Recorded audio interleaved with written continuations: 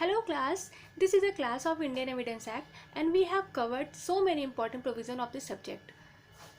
And in our last class, we covered till section 143. Yes, and today we will start with the provision of section 144. तो हमने कल कहाँ तक पढ़ लिया था? लीडिंग क्वेश्चन तक हमने कवर कर लिया था। इसके पहले हम ब्रीफ इंट्रो में अगर हम आपको बताना चाहें तो हम अभी तक बहुत से ऐसे प्रोविजंस हैं इंपॉर्टेंट जो पढ़ लिए हैं। जाहिर सी बात है, अगर 143 144 हम आज पढ़ रहे हैं तो इसके पहले के प्रोविजंस हम लोग कवर कर चुके हैं।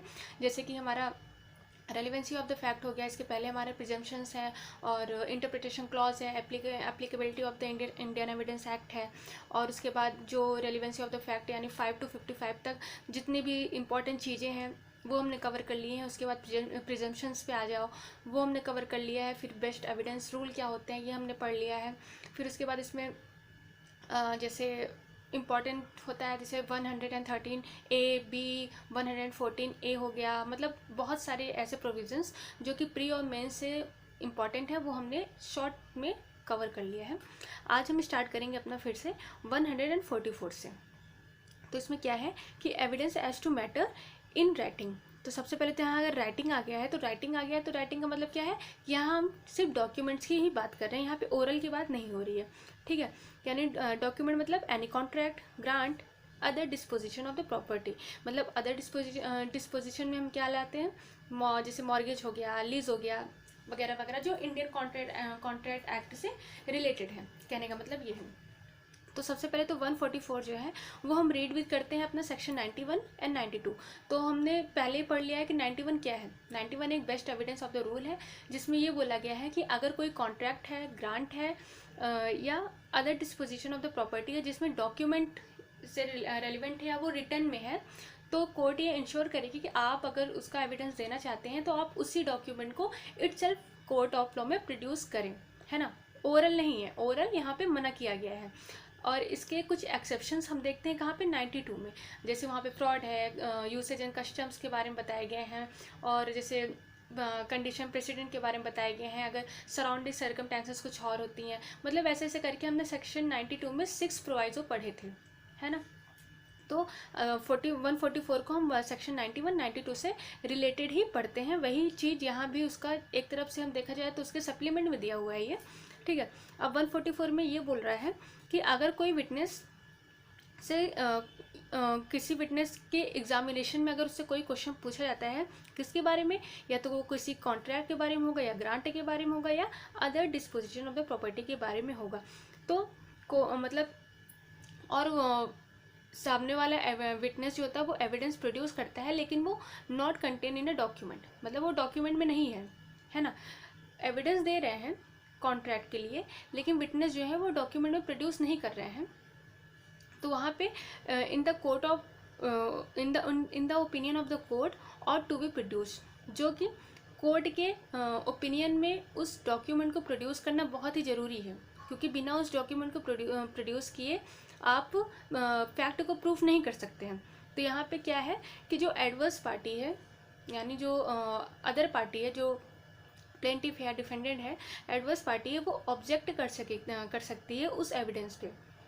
कब कर सकती है? जब वो डॉक्यूमेंट में नहीं दिया गया हो, मतलब ऐसा ओरली दे रहे हो, तो वहाँ पे एडवर्स पार्टी क्या ऑब्जेक्शन ले सकती है कि इस एविडेंस को तब ही माना जाएगा जब या तो उस डॉक्यूमेंट को खुद ही प्रोड्यूस किया जाए, है ना, until set document is produced, मतलब जिस डॉक्यूमेंट के बारे में बात हो रही है आप उसको प्रोड्यूस करिए, या तो उसके बिहाफ पे कोई उसको सेकेंडरी एविडेंस को प्रोड्यूस करिए, उसको प्रूव करिए। मतलब अगर डॉक्यूमेंट है तो आप डॉक्यूमेंट को ही लाइए, वहाँ पे ओरल का कोई काम नहीं है। ये हमारे सेक्शन 144 में बोला गया है।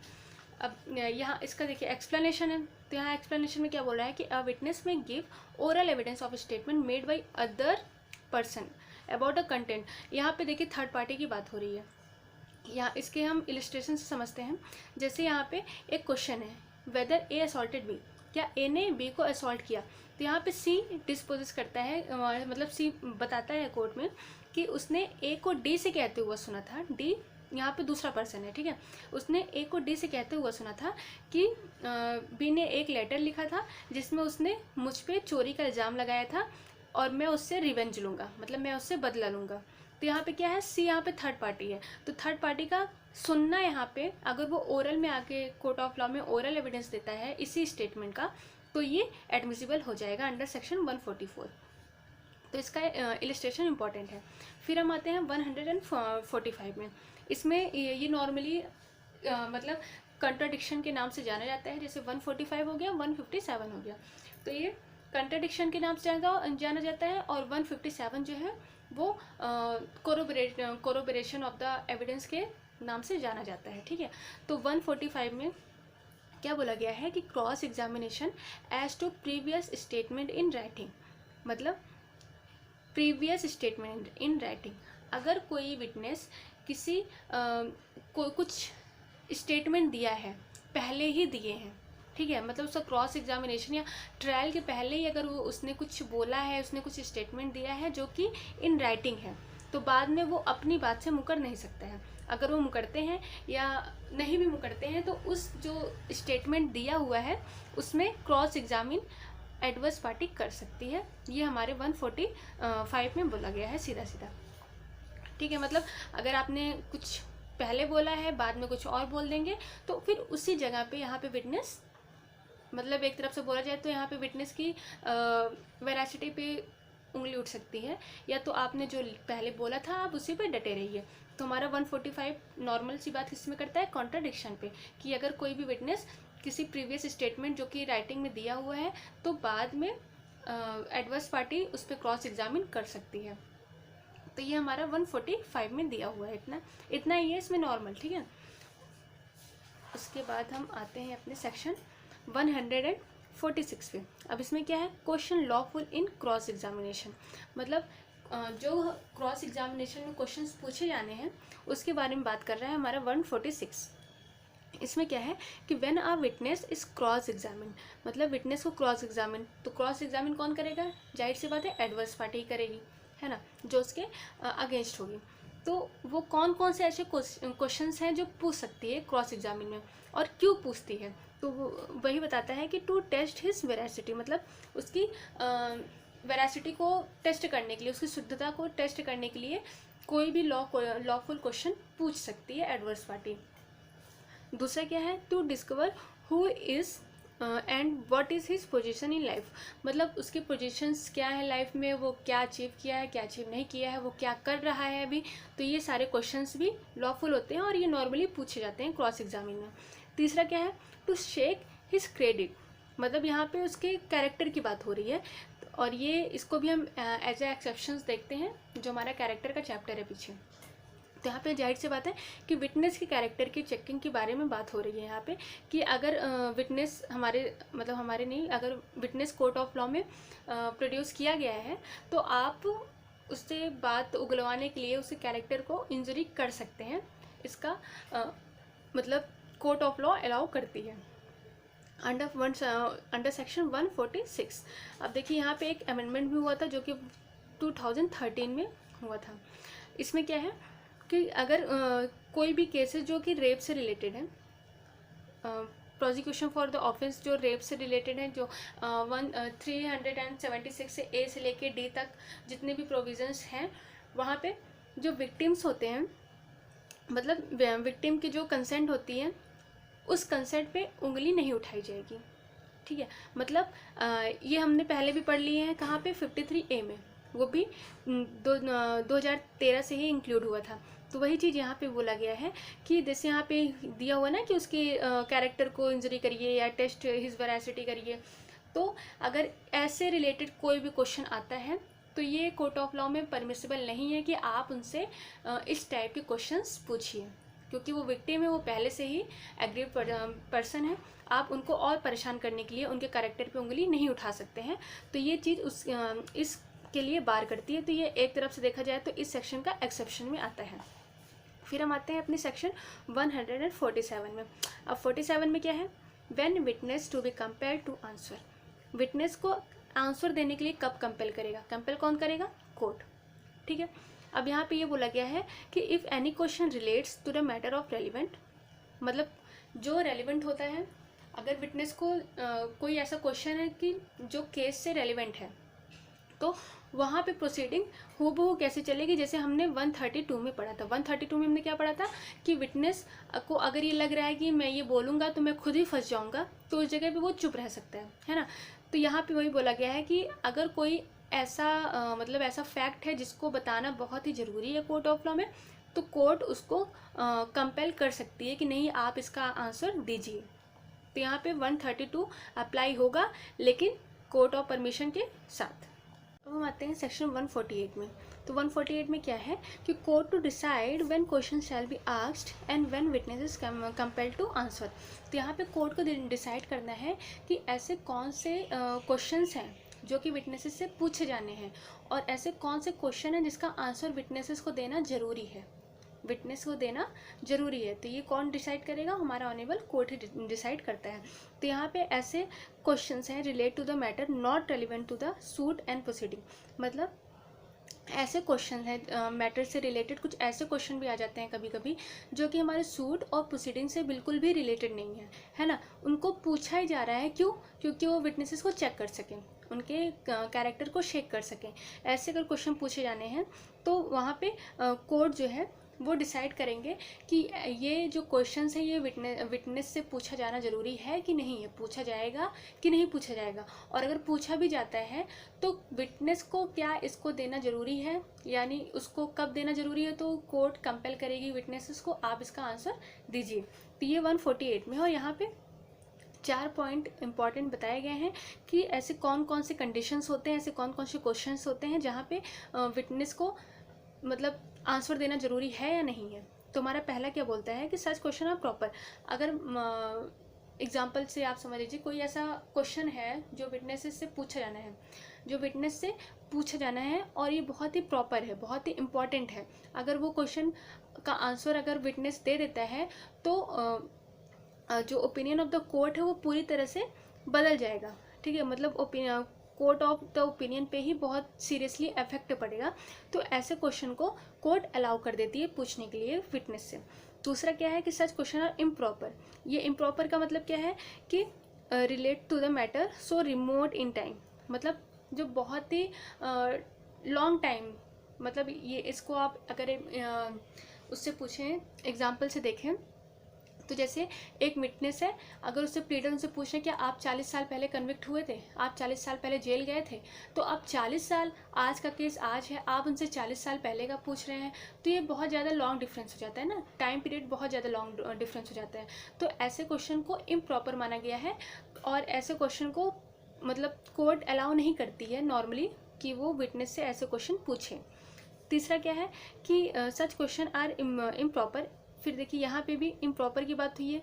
कौन से क्वेश्चन?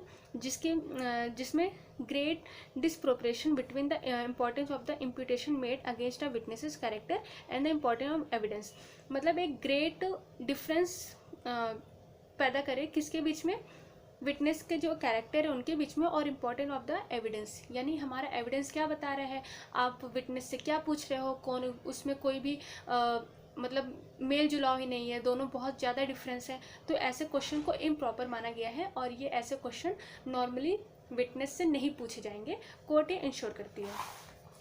फिर हमारा आता है फोर्थ पॉइंट में इसमें क्या है, the court may from the witness refusal to answer, मतलब अगर ऐसा कोई विटनेस से क्वेश्चन पूछा जा रहा है और विटनेस रिफ्यूज़ कर दे रहा है बताने के लिए, नहीं बता रहे हैं, विटनेस क्यों नहीं बताएगा, जाहिर सी बात इसलिए नहीं बताएगा क्योंकि उसके वो अगेंस्ट ही जा सकता है, जैसे 132 में हमने भी पढ़ा था।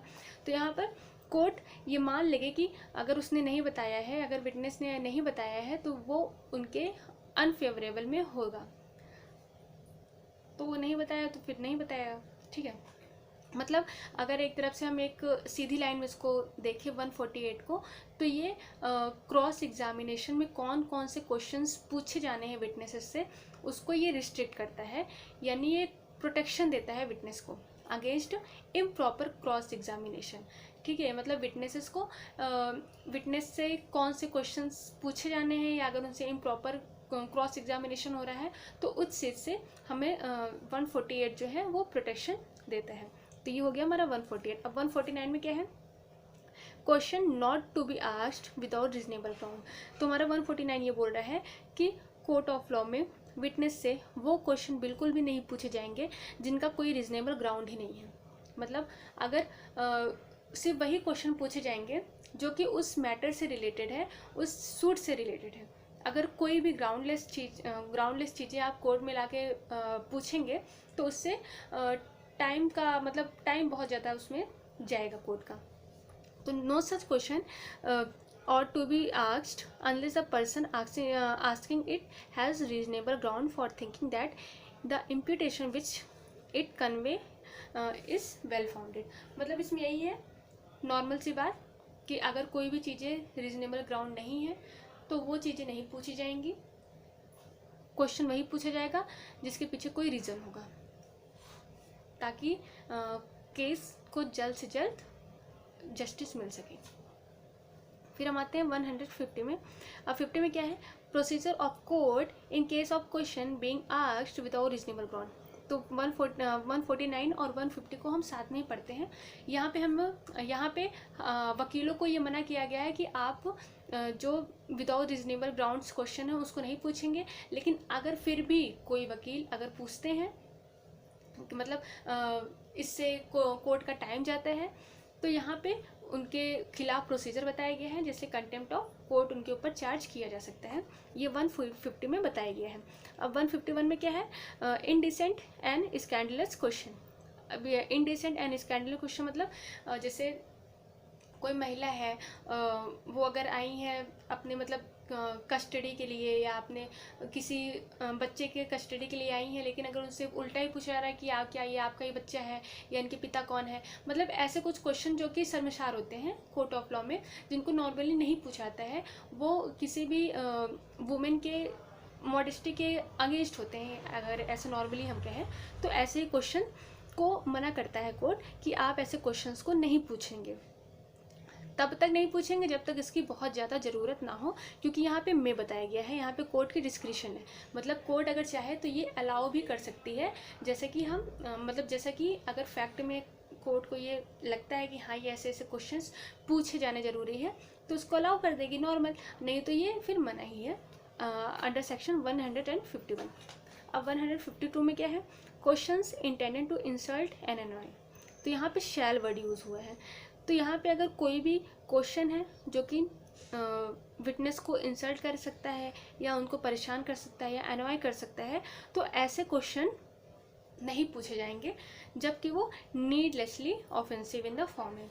मतलब अगर ऐसे कोई क्वेश्चन पूछा जा रहा है कि वो खुद में ही एक ऑफेंस है, वकील कोई ऐसे क्वेश्चन पूछ ले रहे हैं कि वो विटनेस के अगेंस्ट ही कोई ऑफेंस हो जा रहा है, तो ऐसे क्वेश्चन को नहीं पूछा जाएगा कोर्ट ऑफ लॉ में। ये हमारे सेक्शन 152 में। इसको बाहर हम आते हैं अपने सेक्शन 153 में। 153 में क्या है, exclusion of evidence to contradict answer to question testing veracity. तो यहाँ पे जो हम इन जनरल जानते हैं वो ये जानते हैं कि अगर विटनेस से कोई क्वेश्चन पूछा जाता है तो अदर पार्टी उसका कॉन्ट्राडिक्शन करती है ना। लेकिन यहाँ पे इस चीज़ से प्रोटेक्शन मिला है विटनेस को। यहाँ पे क्या बोला गया है कि अगर कोई किसी विटनेस से क्वेश्चन पूछा जा रहा है और विटनेस उसका आंसर दे रही है, लेकिन वो रेलिवेंट किससे है, उसके कैरेक्टर से, यानी जो क्वेश्चन पूछा जा रहा है वो विटनेस के कैरेक्टर को इंजरी करने के लिए पूछा जा रहा है या उसको शेक करने के लिए पूछा जा रहा है। तो यहाँ पे अगर जो भी आंसर विटनेस देगी उसको प्रूफ करने के लिए दूसरा एविडेंस नहीं लाया जा सकता है कोर्ट ऑफ लॉ में। ये नॉर्मल बात करता है 153। जैसे यहाँ पे इलस्ट्रेशन बी अगर हम देखें तो यहाँ पे ये बोल रहा है कि ए विटनेस है, उनसे ये पूछा जा रहा है कि क्या आपको डिसमिस नहीं किया गया था डिसऑनेस्टी के देखते हुए। तो यहाँ पे ए मना कर दे रहे हैं कि नहीं मैं डिसऑनेस्ट नहीं हूँ, मैंने डिसऑनेस्टी नहीं की है। तो यहाँ पे एविडेंस जो है उनके डिसऑनेस्टी को प्रूफ करने के लिए नहीं लाया जाएगा, क्योंकि डिसऑनेस्टी जाहिर सी बात है कि ये कैरेक्टर में इंक्लूड हो जाता है। ठीक है, यहाँ इसके दो एक्सेप्शंस हैं। जैसे पहले एक्सेप्शन में क्या है, प्रीवियसली कन्विक्टेड। मतलब अगर आपसे पूछा जा रहा है कि क्या आप किसी भी क्राइम के लिए पहले से ही कन्विक्टेड थे और आप मना कर दे रहे हैं कि नहीं हम नहीं थे, तो ये झूठ हो जाएगा ना एक तरफ से, क्योंकि भाई कन्विक्शन हुआ है तो जाहिर सी बात उसका पूरा डॉक्यूमेंट होगा, वो कोर्ट का काम होता है, वो लॉ है। तो अगर आप लॉ के रिगार्डिंग अगर आप झूठ बोलते हैं, आपने झूठ बोला कि नहीं मेरा पहले प्रीवियस कन्विक्शन नहीं हुआ था, तो ऐसी जगह पे ये 153 नहीं लागू होता है। और एक्सेप्शन 2 में क्या बोला गया है कि अगर कोई विटनेस से पूछा जा रहा है क्वेश्चन और वो उसके इम्पेच और इम्पार्शियलिटी को डिनाई कर रहा है, मतलब एक तरफ से देखा जाए तो कि वो उसके इम्पार्शियलिटी को डिनाई कर रहा है, तो ऐसे में भी उसे कॉन्ट्राडिक्ट किया जा सकता है। यानी दो एक्सेप्शन यानी प्रीवियसली कन्विक्टेड और इम्पीच एंड इम्पार्शियलिटी में उनको कॉन्ट्राडिक्ट किया जा सकता है। दोनों ही कैरेक्टर से रिलेटेड होते हैं। अन्यथा अगर इसके अलावा कोई भी क्वेश्चन पूछा जाता है जो कि कैरेक्टर से रिलेटेड होता है तो उसमें एविडेंस नॉर्मली या उनको कॉन्ट्राडिक्ट नहीं किया जाएगा। ये हमारे सेक्शन 153 में है। अब हम आते हैं अपने सेक्शन 154 में। तो 54 को नॉर्मली हम जानते हैं हॉस्टाइल विटनेस से। हॉस्टाइल विटनेस यानी यहाँ पे ये है कि question by party to his own witness. यहाँ पे खुद के ही विटनेस से पूछा जा रहा है क्वेश्चन, है ना। लेकिन खुद के ही विटनेस से क्वेश्चन पहली बात तो कब पूछा जाता है, या तो एग्जामिनेशन इन चीफ में या तो री एग्जामिनेशन में, है ना। लेकिन यहाँ पे क्रॉस एग्जामिनेशन की बात हो रही है। यहाँ पे क्रॉस एग्जामिनेशन की बात हो रही है कि पार्टी अपने ही विटनेस से कब क्रॉस एग्जामिनेशन कर सकती है। तो वो चीज़ हमारे सेक्शन 154 में बताया गया है। और 154 को हम नॉर्मली जानते हैं हॉस्टाइल विटनेस। तो इसके क्वेश्चन ऐसे ही पूछा था कि हॉस्टाइल विटनेस कहाँ दिया हुआ है, तो वो 154 में दिया हुआ है। और हॉस्टाइल विटनेस का डेफिनेशन कहीं नहीं बताया गया है। इसमें यही है कि अगर कोई भी विटनेस है जो कि अपनी ही पार्टी के अनफेवर में हो जाती है या अपनी पार्टी के एडवर्स में हो जाती है, तो उस जगह पे जिस पार्टी द्वारा उस विटनेस को लाया गया है वही उसका क्रॉस एग्जामिन कर सकते हैं, यानी वही उसका क्वेश्चन लीडिंग क्वेश्चन वगैरह पूछ सकते हैं जैसे कि एडवर्स पार्टी पूछती है। तो ये हमारा हो गया 154। इसमें इम्पॉर्टेंट यही है। और इसका जो क्लॉज सेकंड है ये ऐड हुआ है हमारा, इसका मतलब 2005 में इसका अमेंडमेंट हुआ है। ये याद रख लीजिएगा क्योंकि 154 में पूछा था कि अमेंडमेंट कब हुआ, तो 2005 में इसका अमेंडमेंट हुआ है, जहाँ पे ये बोला गया है कि nothing in this section shall disentitle the person so permitted under section 154 subsection 1 to rely on any part of the evidence of such witness। मतलब किसी भी अगर जैसे कोई भी पर्सन है और वो हॉस्टाइल विटनेस हो गया है, तो ऐसा नहीं है कि आप उसकी किसी भी बात को नहीं मानेंगे, वो रिलाई करेगा। उसको सिर्फ इस बात से नहीं डिसएंटाइटल कर दिया जाएगा कि वो हॉस्टाइल विटनेस हो गया। मतलब अगर वो हॉस्टाइल विटनेस होने के बाद भी जो बोल रहा है कोर्ट चाहे तो उस पर रिलाई कर सकती है। ये हमारे सब सेक्शन 2 में बोला गया है। और हॉस्टाइल विटनेस है तो हमने आपको बताया गया कि क्यों कौन होते हैं। तो witness who does not support the case of party bye whom he is called. मतलब एक तरफ से ये बोला जाए कि आस्तीन का सांप है ना। और फिर इसमें एक बहुत इंपॉर्टेंट केस आता है जो कि सतपाल वर्सेस दिल्ली एडमिनिस्ट्रेशन का केस है। इसमें ये बोला गया कि hostile witness as one who is not willing to tell the truth when a party calls him. मतलब जो पार्टी उसको सच बोलने के लिए बुलाई है लेकिन अगर वो सच बोलना ही नहीं चाहती है तो उसे ही हम हॉस्टाइल विटनेस कह देंगे। और ये इंपॉर्टेंट केस हो जाता है सतपाल वर्सेस दिल्ली एडमिनिस्ट्रेशन का केस। ठीक है, फिर हम आते हैं अपने सेक्शन 155 में। अब हमारे थोड़े से ही सेक्शंस बच गए हैं, तो आज यहीं पे, फिर अगले हम नेक्स्ट वीडियो में इसको कंप्लीट कर देंगे। Thank you. वीडियो अगर अच्छी लग रही हो तो please like and subscribe and sorry for late upload videos, क्योंकि यहाँ पे इलेक्ट्रिसिटी की थोड़ी सी प्रॉब्लम हो गई है। बारिश का मौसम है जैसे कि हम जानते ही हैं। तो thank you. I hope you are doing well.